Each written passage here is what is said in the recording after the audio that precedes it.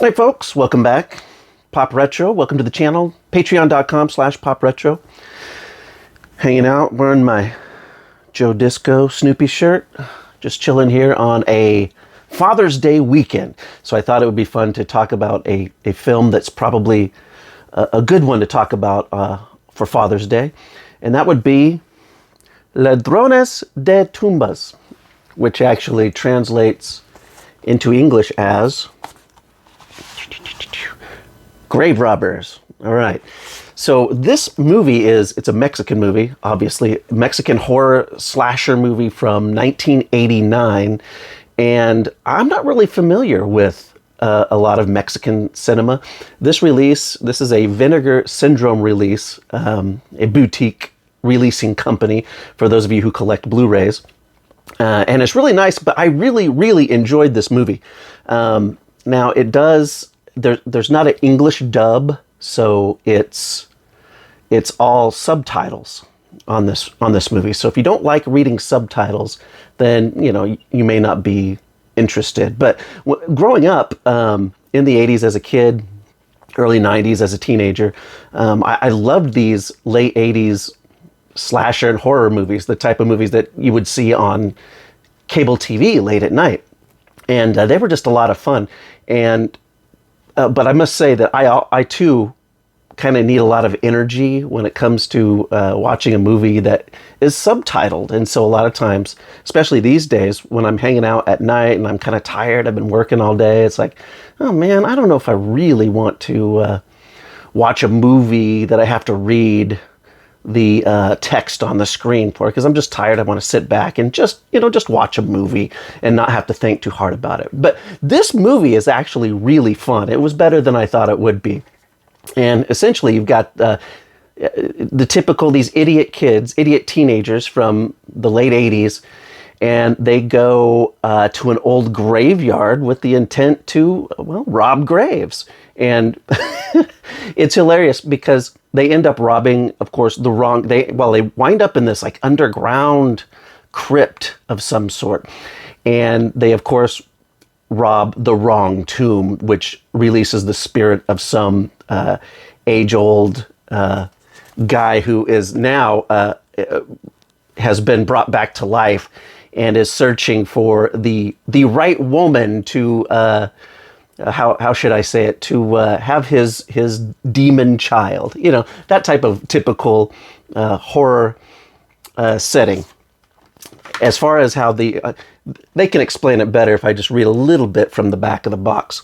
In the early Spanish colonial age, the leader of a satanic sect was condemned to eternal damnation by a priest and was left to rot with an axe, forever embedded in his chest. Now, in modern day, a group of teenage treasure-seeking grave robbers accidentally uncover his hidden tomb, dislodging the axe in the process. But what they don't realize is that they've unwittingly reawakened the diabolical killer, who promptly sets out to complete his unholy mission of spawning the son of Satan. Can I say that on YouTube? While brutally butchering anyone who happens to get in the way. So the first half isn't very slashery, not a lot of kills and stuff if that's what you're really into. But it really picks up in the second half, and you do get to see the bad guy, the monster. What is funny about this too is just some of the side characters. You get one of the grave robbers, one of the teenagers. She's like, I guess she's some sort of a psychic or something. So she's able to sense that there's gold and jewels down in this particular crypt, and she can sense that with her psychic abilities. And it's kind of silly, but what's funny is they, of course, listen to her. And then when there's danger ahead and things are getting scary, she tells her friends, and she's like, we shouldn't mess with that tomb.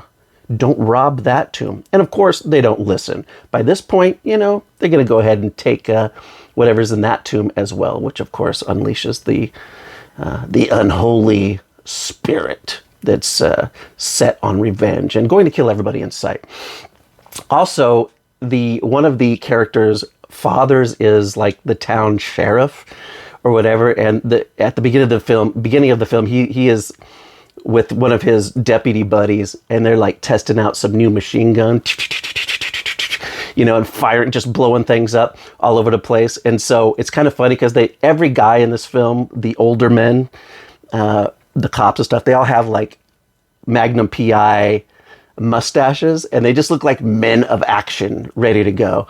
And so of course, that makes for great Father's Day viewing if you're so inclined.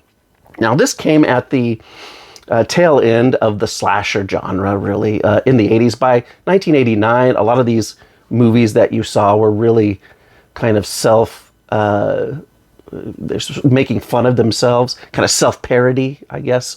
And but this one it plays it more straight, and because of that, I think it makes it a little bit more fun, because it truly looks like it could have been story-wise made in the early 80s when they were still taking themselves seriously, as opposed to the late 80s when this type of stuff was really just kind of real goofy. Then again, you may watch it and think it's totally goofy anyway, because it is kind of goofy. I mean, but still, it was a lot of fun. I didn't find myself looking at the clock a lot of the time while watching Grave Robbers.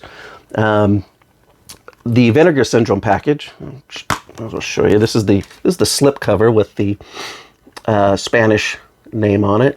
And there's the back art, and see if I can get it there. Got that glare from the light, but you can kind of see the regular inner slip, and there's the disc. And I kind of like the reversible art, which is probably an old VHS right there. Kind of looks like there you can see the dad, with the, looking like a man of action with mustache, little Burt Reynolds going on there. The extra features, newly scanned and restored in 4K from its 35 millimeter negative. Unearthing the Past, an interview with director Ruben Galindo Jr. Now, Vinegar Syndrome has released 3 Ruben Galindo Jr. movies, and this is the first one of those that I've watched, and I had never seen it. And I'm hoping the other 2 are fun. From what I read online, this seems to be people's favorite, so maybe I picked the best first to watch, but we shall see. But it was an interesting interview with Galindo Jr. on this documentary. I learned a lot about, he's actually a good interviewer. The interview's in English, and he speaks about how this particular movie he made with the Latin market in mind, as opposed to the other 2 genre horror films that he created that are also out by Vinegar Syndrome.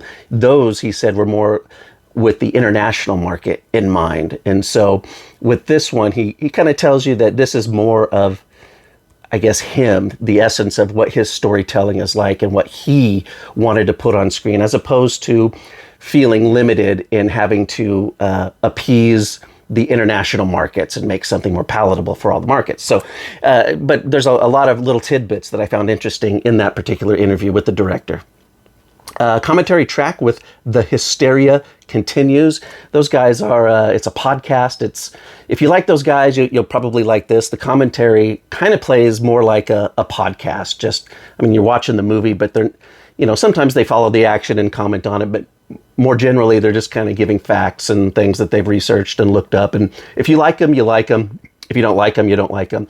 They're kind of interesting. One guy's it's 3 of them, and they're in 3 different time zones. One guy, I think, is in England somewhere. Another guy's, I think, in Ireland. And then there's a guy in America who's, I think, from the South. He has a very Southern accent.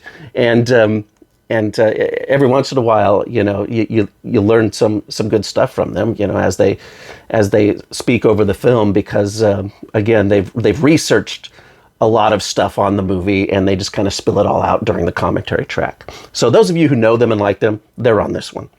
Reversible cover artwork and newly translated English subtitles. So I guess that's what I watched, was the newly translated English subtitles.